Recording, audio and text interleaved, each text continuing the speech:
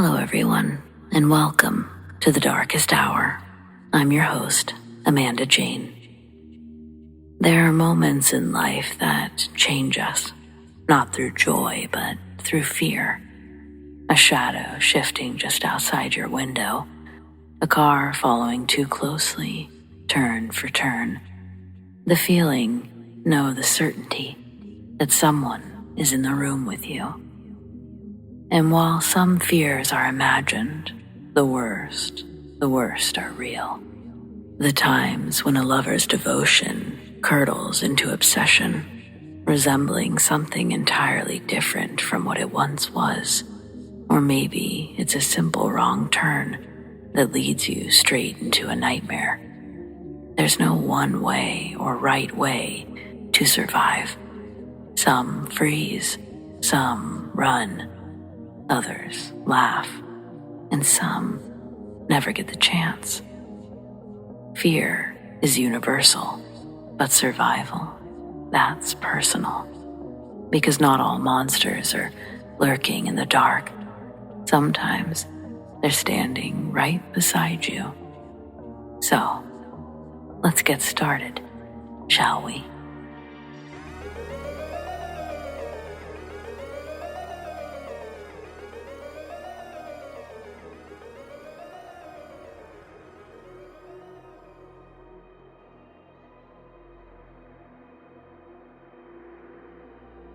I don't usually travel alone, but this time I had no choice. A work-related trip, short notice, and hotels were either booked or way out of my budget. I found a cozy-looking Airbnb, just a small one-bedroom with a private bath. The photos looked fine, the reviews were decent and recent, and the host had a good rating. It wasn't in a bad area either, quiet, suburban, the kind of place where people walk their dogs in the morning and wave to their neighbors. From the moment I stepped inside, though, something felt off. It wasn't obvious. The place was clean. It felt bare, if anything. A bed, small table, a kitchenette, a single piece of artwork hanging above the bed, a bland, mass-produced print, the kind that you see in waiting rooms. The bathroom was tiny but functional. It wasn't the space itself that bothered me. It was just this nagging, persistent sensation that I was being watched. I did naturally try to shake it off. Of course, it just had to be nerves from staying in an Airbnb for the first time, something I'd never really done. Maybe it was just the unfamiliarity of being alone in a stranger's home. But the feeling, it wouldn't go away. I locked the door and did a quick check around the unit, looked out the window. The yard was empty. The street was quiet. I stepped outside just for a minute, glancing at the neighboring houses, checking for anything or anyone watching me. Nothing. Still, the unease lingered. By the time I got ready for bed, I couldn't stand it anymore. That suffocating awareness, like unseen eyes pressing in. I'd sort of hoped that maybe when I stepped into the bathroom it would disappear, but it was the same. I washed my face and brushed my teeth, but I opted to skip the shower. Eventually, I forced myself to go to bed. Nothing happened during the night, no noises, no disturbances, and yet as soon as morning came, the feeling was back, stronger. I didn't even bother with breakfast. I decided then and there that I wasn't staying another night. As I hurried to pack, I knocked something off the bedside table. It was just a pen, but when I bent down to pick it up, I saw something. Tiny glint of light. I froze. It was so brief, barely noticeable. A reflection from something. I stood up, scanning the room, but I saw nothing unusual. Still, my gut told me to look closer. So at that point, I was moving methodically, inspecting every surface, every object, and then my eyes landed on that framed print above the bed. Something about it didn't sit right with me. I reached up, lifted it off the wall, and there it was, a tiny camera, hidden behind the frame. It was obvious now. There was a hole in the poster, and this lens fit perfectly, but it blended into the photo masterfully. Of course, I felt sick. My entire body went ice cold as I stared at that little lens that had been watching me, recording me most likely. I don't remember much after that. I grabbed my bag, got the hell out of there, and reported everything to Airbnb. I don't know what happened to the listing or the host, other than it got removed, but I never got a follow-up.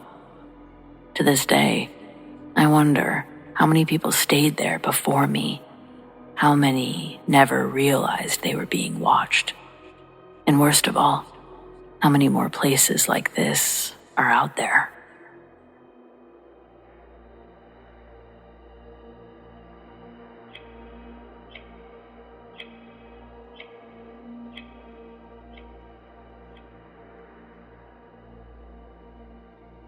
Look, I'll be the first to admit that I wasn't looking for anything serious.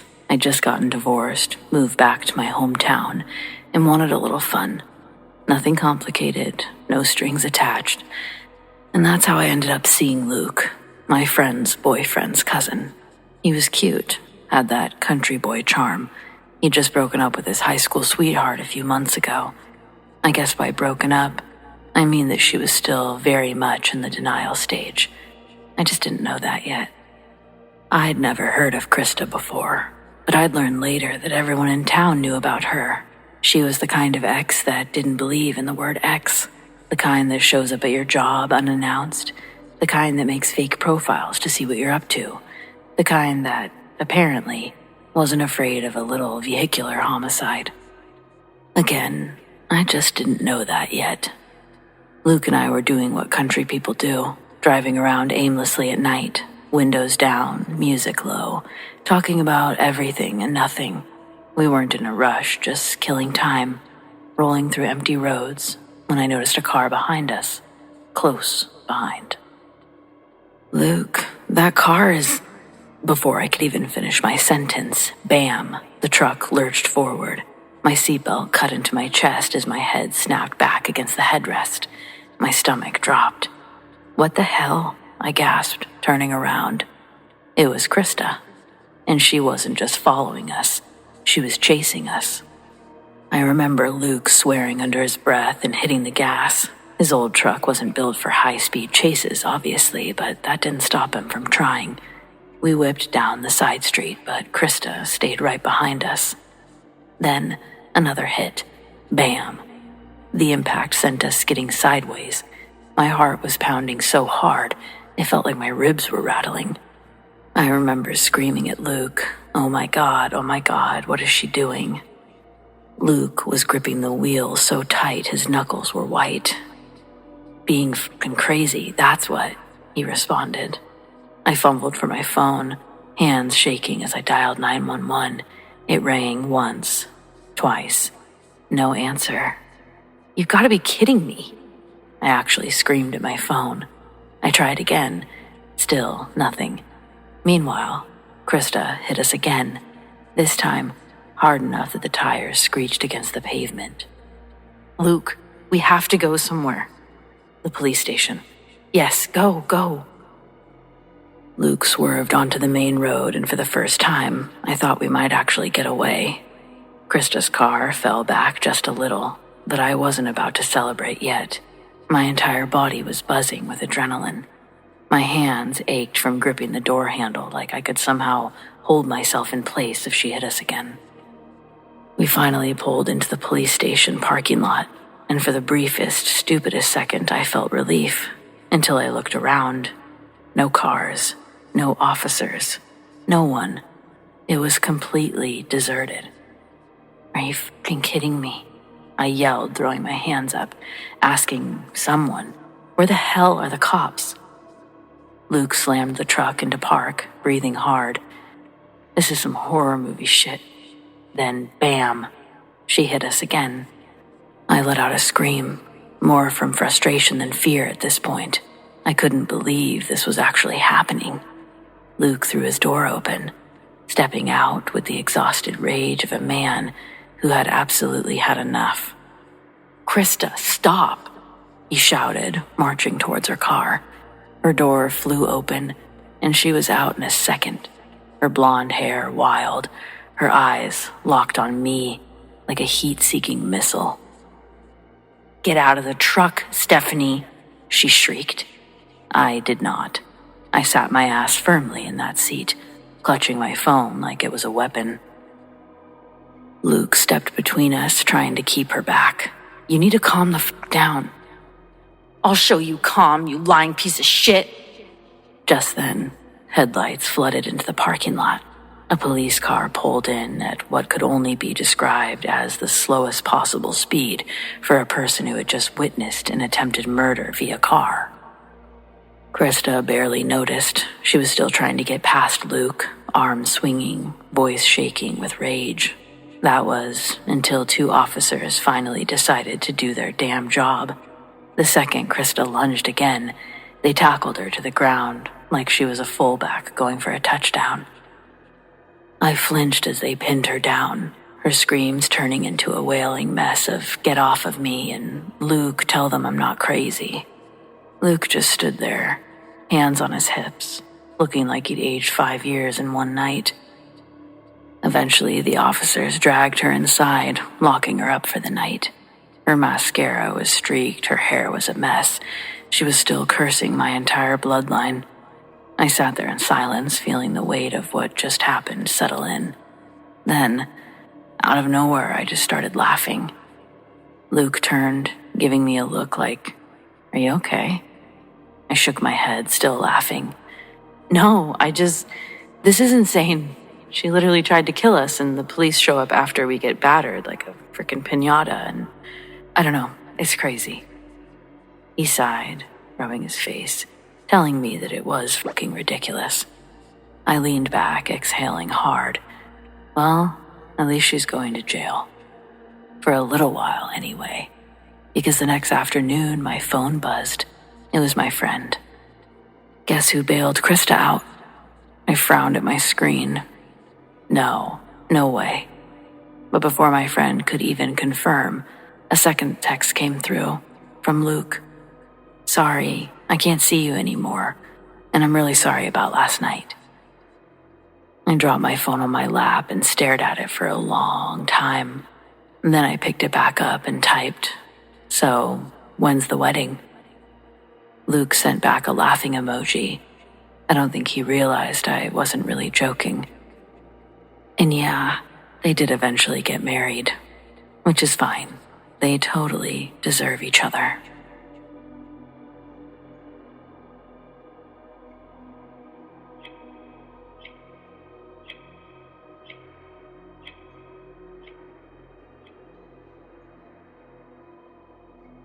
There was this road that I used to bike down all the time.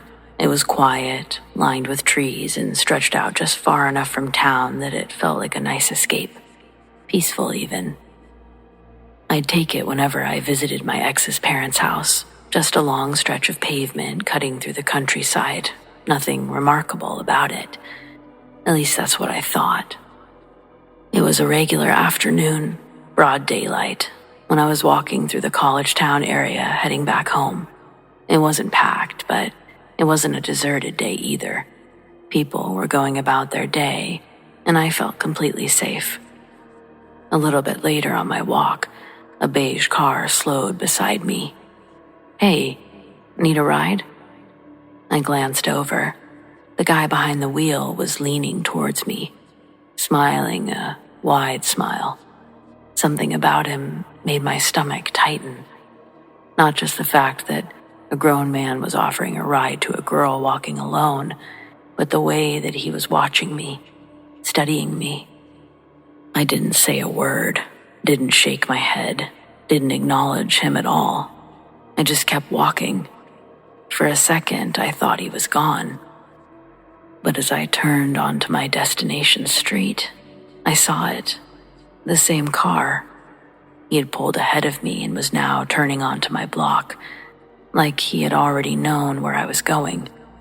My pulse spiked, but I told myself it was a coincidence, just a stupid coincidence. Then he gunned the engine and swerved to cut me off. Before I could react, the driver's side door flew open. He was out of the car and coming towards me fast. I felt my whole body seize up. I didn't think, I didn't hesitate. I just ran. I could hear him behind me, his footsteps slamming against the pavement. I didn't dare look back. I just sprinted down the street, scanning wildly for help, for anyone. And then I saw, flashing red and blue lights a little further down the block, a cop had pulled someone over. I screamed. The second I started yelling for the police, the guy skidded to a stop. For one terrifying moment, I thought that he might lunge anyway, taking his chances. But then he turned, bolted back to his car, and sped off. By the time I reached the officer, gasping for breath, the car was already gone, disappearing around the corner. I tried to explain what had happened, but I could barely get the words out. The cop took a basic description, asked if I was okay, and then that was it. Nothing to do, nowhere to go from there. I didn't sleep that night. Days passed, then weeks. I tried to push it out of my mind. Maybe I overreacted. Maybe he was just some creep trying his luck. Maybe it wasn't as bad as I thought. And then the news broke. A man had been caught abducting and murdering women in town. They showed his mugshot, and my whole body went cold. It was him, the beige car, the too wide smile, the man who had tried to grab me in broad daylight. Then they show where he'd been dumping the bodies. That peaceful, quiet road, the one I used to bike down. I just stared at the screen, my stomach twisting into knots. That road, the one that I'd ridden on so many times without a second thought, was where he had disposed of the women he actually caught. And if that cop hadn't been there that day, I wouldn't be telling this story.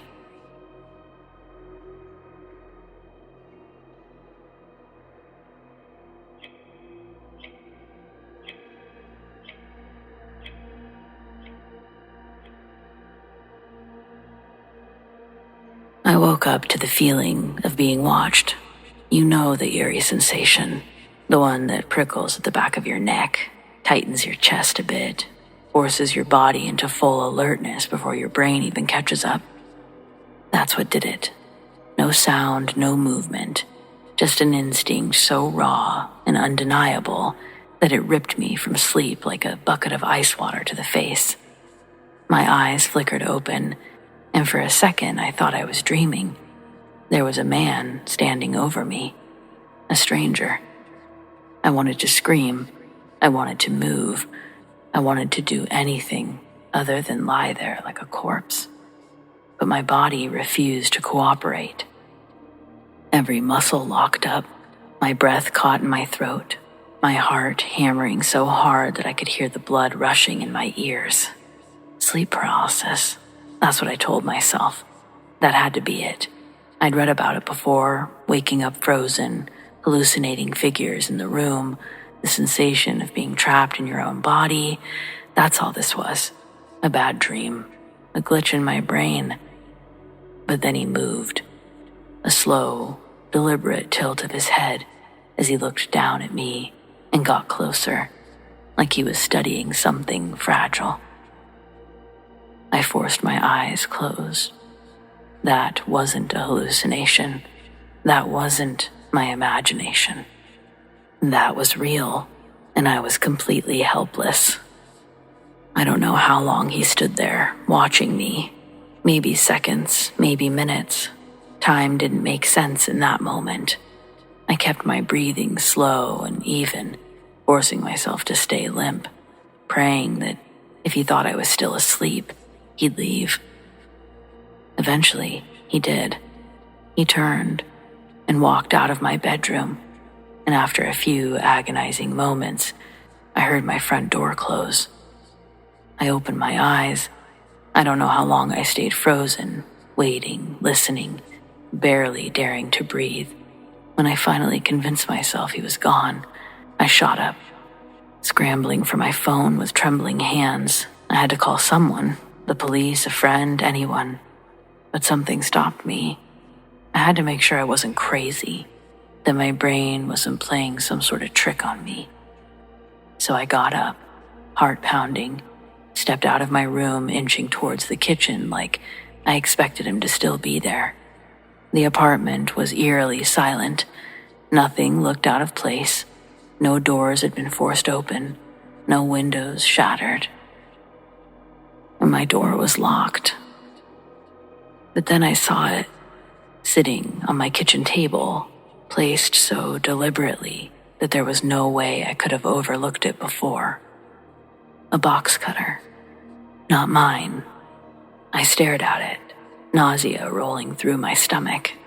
The realization hit me all at once, sending a cold shockwave through my body and fuzziness through my head. Someone had been in my apartment. He was real. And not only that, he'd left something behind. A weapon. I called the police. They took my statement, asked 100 questions, but I had no answers. I hadn't seen his face in the dark. I had no idea how he got in. There were no signs of forced entry, nothing stolen.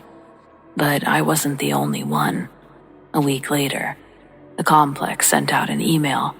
One of the maintenance workers had been fired for letting himself into apartments without permission. They never gave his name, never admitted what he'd done, just a vague corporate apology and a promise that he was no longer employed with them. Well, I never slept in that apartment again.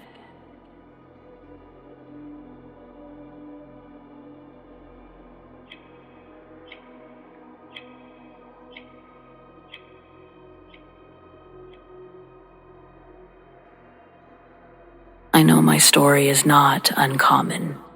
It's one most of you have heard or experienced in one form or another, but to me, it's still the most terrifying thing that I've ever endured in my 40 years on this planet, and it all started with a boy.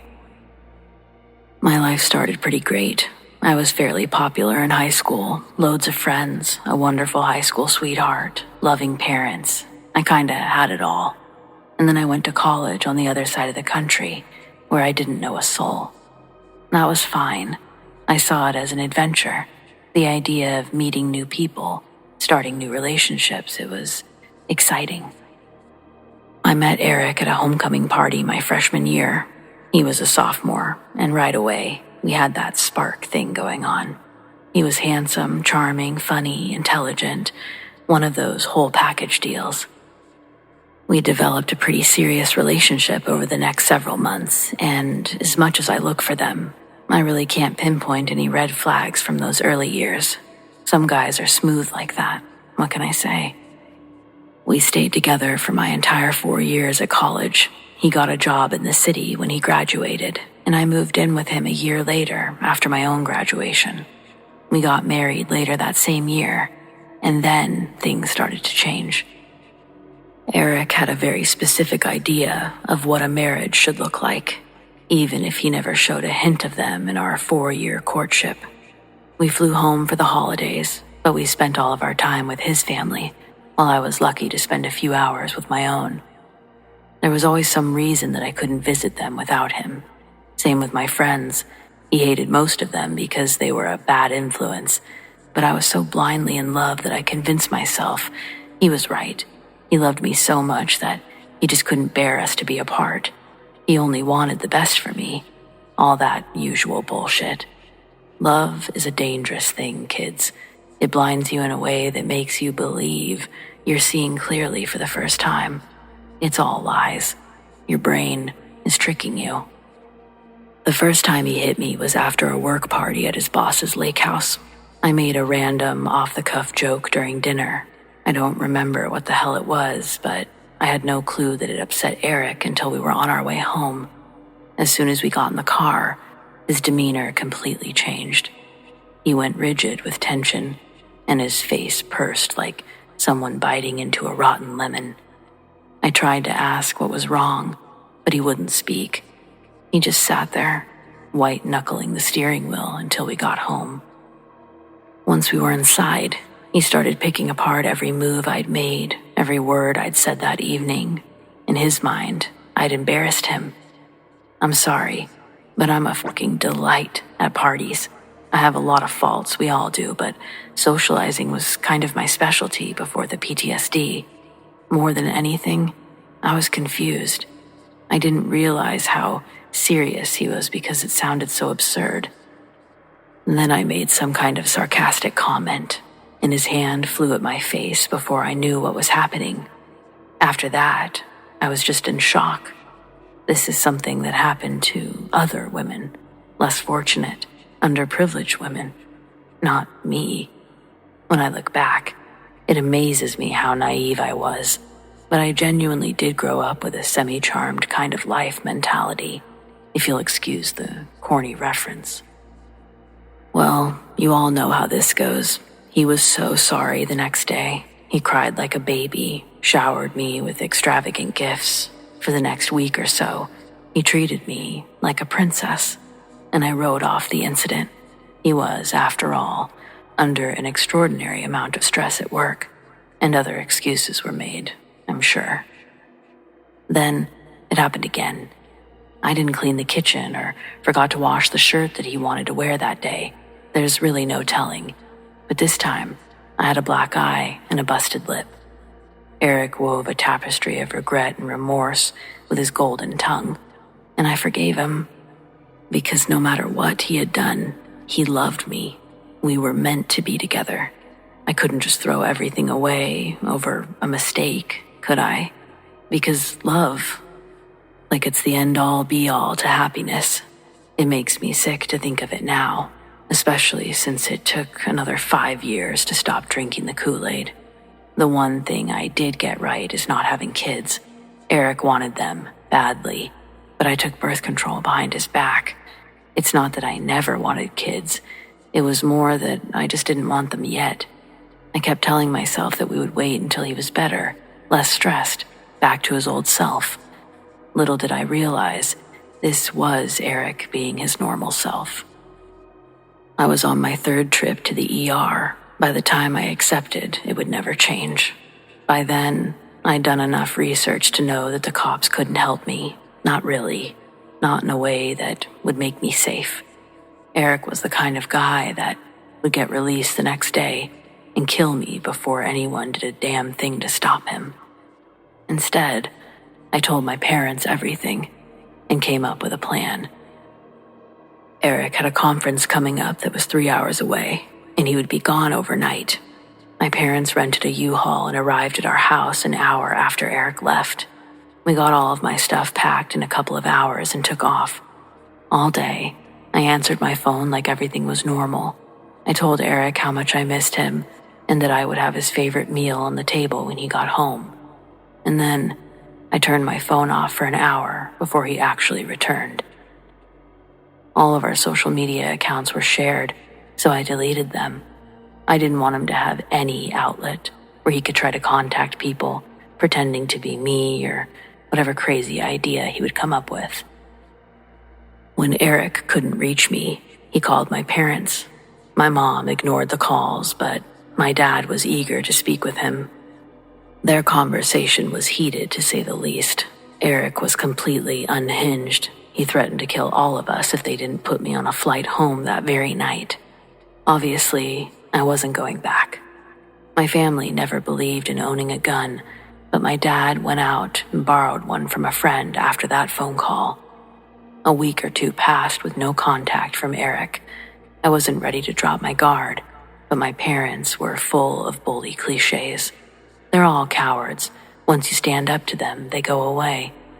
Yeah, that's usually true on the schoolyard, but it's definitely not a rule to live by. Crazy is crazy, and there's no reasoning with it. By then, I had fully accepted that Eric was legitimately crazy, and he proved me right by breaking into my parents' house while we slept. I woke up to him straddling me with one hand over my mouth and the other around my neck. His knees had my arms pinned, so all I could do was kick my legs, not that they did me any good. Eric put his mouth next to my ear and said that we were going home.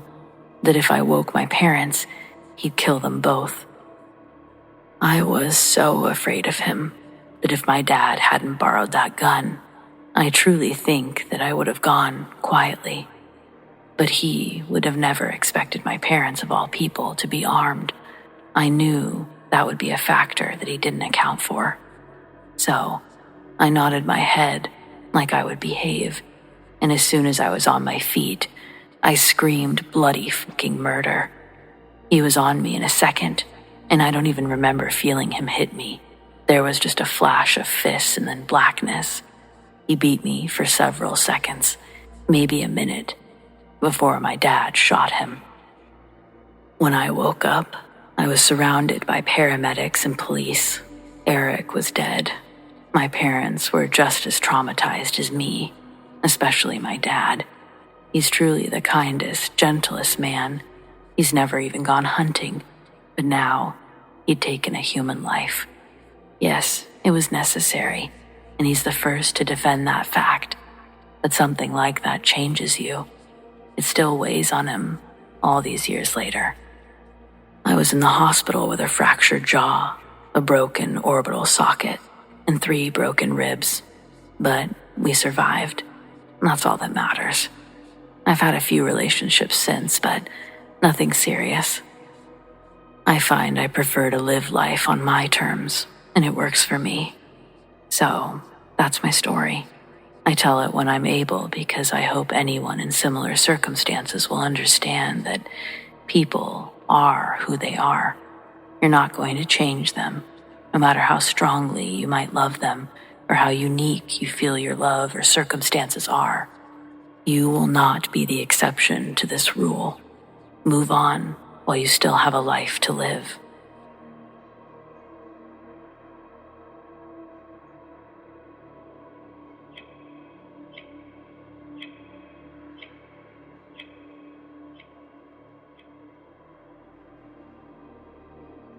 So this happened a few years ago when I was at my boyfriend's place. His bedroom has this massive window, but most of it is covered with this weird milky screen. You couldn't see through it, except for the very top, maybe about a 20-centimeter strip of clear glass. One night we were just sitting in bed talking. It was really dark outside and we weren't paying attention to much beyond our conversation. At some point I happened to glance up at the window, and there he was, a man, standing in the garden, face inches from the glass, staring straight in. For a split second, my brain just couldn't process what I was seeing. It was so surreal, like something out of a horror movie. Just a face hovering up there in the darkness, watching us. But here's where my instincts completely failed me. Instead of screaming, hiding, or doing literally anything that would have made sense in this situation, I waved at him. And then, because my body apparently chose nervous breakdown over fight or flight, I started laughing. Like some kind of lunatic. Meanwhile, my boyfriend turned to see what I was looking at and immediately lost his shit. He scrambled out of bed, ready to charge outside, while I just sat there, still half laughing, half processing the fact that there was a full-grown man lurking in the damn garden. By the time we got outside, he was gone. Later, we found out how he had gotten up high enough to see through the uncovered part of the window. He had brought a pot from the garden, placed it under the window, and stood on it. Which means he didn't just stumble across the window and get curious. He planned to watch. He wanted to see inside, and I waved at him. So yeah, probably the creepiest thing that's ever happened to me, and I handled it in the worst possible way.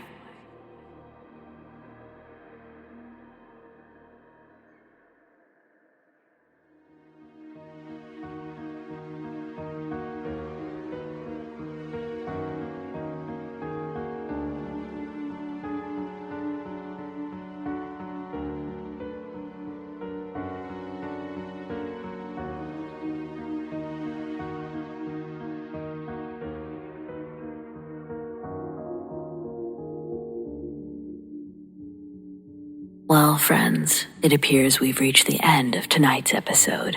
Thanks for joining me. Whether it's your first time or you're a regular, your support means the world over here. We've got brand new episodes every Friday night. Keep those eyes open for those deep sleep videos. And of course, subscribe, tap the bell, and you'll never miss a thing. Special thanks to the Darkest Hour channel members: Lori TESDAHL, Sarah Marie, Robert Bailey, T COLTDADDY Eagle, Mallory Dominguez, KARI Watkins, and PILAR Giu. Big thanks to those who shared their stories, and a huge shout out to all of our patrons whom we appreciate so very much: Tracy S, Mary H, Tanya F, Tamara K, Monica L, ZoeWatt, Chelle B, Donald C, Marion T, Rat Girl, Alisha S, Erin G, Nikki H, Mr. Revenant, Naz K, Brendon G, Paul T, Nicholas C, Tony P, Lissane, Arlene F, Adrienne, TF Parham, and Jason G. If you want to support the Darkest Hour in other ways, consider joining our Patreon or become a channel member. Check out patreon.com/thedarkesthour. Do you have stories like these? I'd love to share them. Send them to me, Amanda, darkesthour@gmail.com, or on the Darkest Hour subreddit, The Darkest Hour YT. Stay spooky.